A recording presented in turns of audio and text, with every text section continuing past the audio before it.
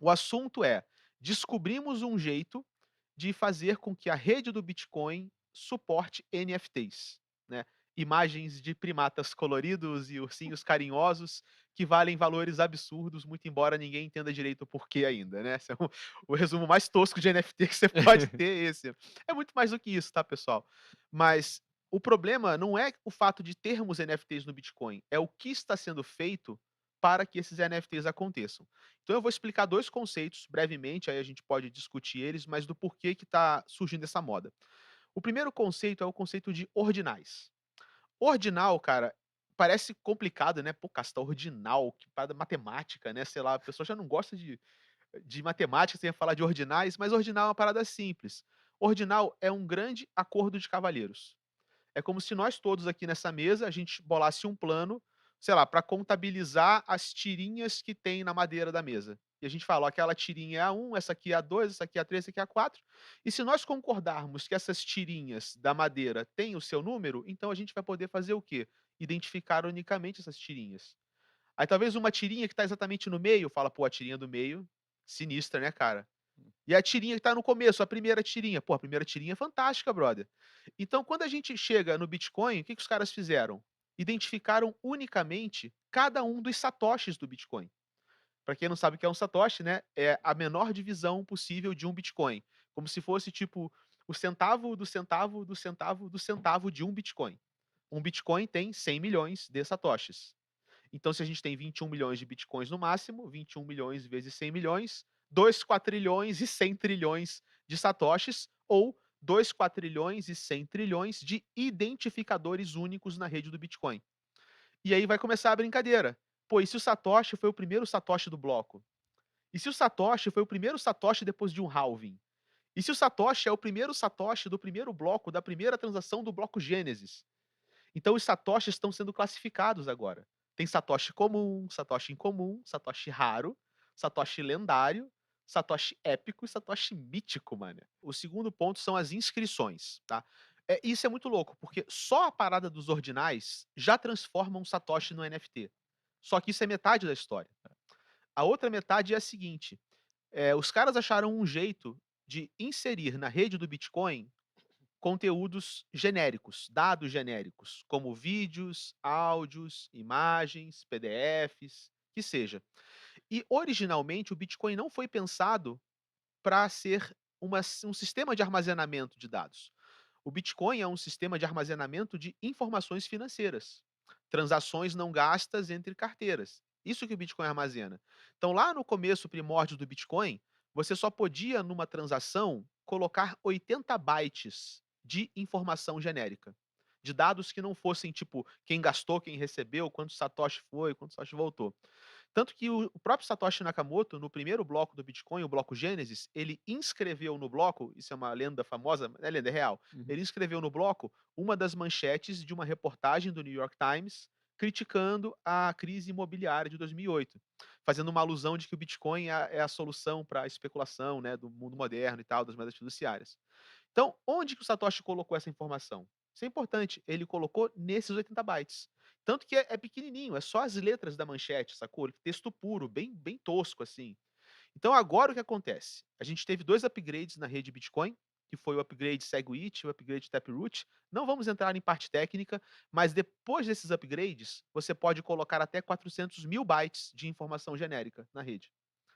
E qual é o problema? 2. Esses 400.000 bytes, que é muito mais do que 80, convenhamos, né? Aumentou significativamente, né? 400K é bastante informação para a rede do Bitcoin. Esses 400.000 bytes também não foram pensados para áudio, para vídeo, para texto. Eles foram pensados para você fazer programação de script Taproot, que é uma mini programação do Bitcoin, mini automações. Só que os caras acharam um jeito de, ao invés de colocar código de programação, eles colocam informações genéricas como se fosse código de programação. Então eles estão usando a rede de um jeito que não foi previsto. E o pior ainda, esse limite de 400.000 bytes, ele é um limite forçado pelo software do Bitcoin, o Bitcoin Core, que o full node ou minerador baixa e Uhum. instala. Só que o minerador em si, ele consegue tirar essa cláusula e ele pode simplesmente colocar numa transação informação genérica o suficiente para ocupar o bloco inteiro. que são 4 milhões de bytes, ou 4 megabytes. Então isso já está acontecendo. Tem um bloco icônico que está circulando pelo Twitter, que é um bloco onde o minerador gravou um JPEG, o JPEG tem 3,99 mega, e ele é praticamente a única transação do bloco inteiro. Com um maguinho na capa aí, é um mago Me doido. manda aí que a gente projeta. Taproot Eu Wizards, te o nome mando. da coleção. Então olha só que louco, um ser humano monopolizou a rede global de pagamentos do Bitcoin por 20 minutos. Os 10 minutos antes do bloco dele, o bloco maníaco dele e os 10 minutos após.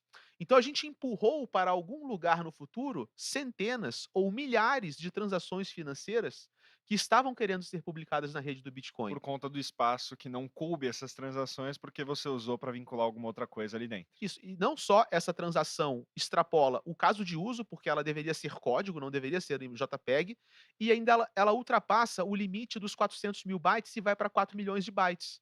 E aí sabe o que acontece? Essa transação de 4 megabytes, sabe quanto é que ela pagou de taxa? Zero. Zero. Ela não pagou taxa nenhuma. E qual que é a principal suspeita? De que esse cara passou o JPEG direto para o minerador, não passou pela mempool, né, pelo sistema democrático de acesso do Bitcoin, e pagou o minerador por fora. Existe uma definição em software, tá? Um software, quando você ataca um software, você pode hackear o software. Hackear o software é você modificar o comportamento dele, forçando a barra e quebrando a lógica dele. Mas existe um outro tipo de ataque que é definido no mundo da computação como um ataque, que é você pegar um sistema e esse sistema tem uma brecha e você consegue usar ele de um jeito que ele não foi pensado para ser usado. Só que você não viola o código-fonte.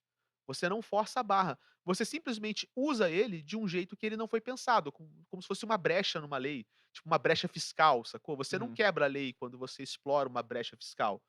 Do jeito que você não quebra a lei do Bitcoin criando um bloco de 4 mega, mas você com certeza está usando o upgrade Taproot e o upgrade SegWit de um jeito que os core devs não pensaram que ele deveria ser usado.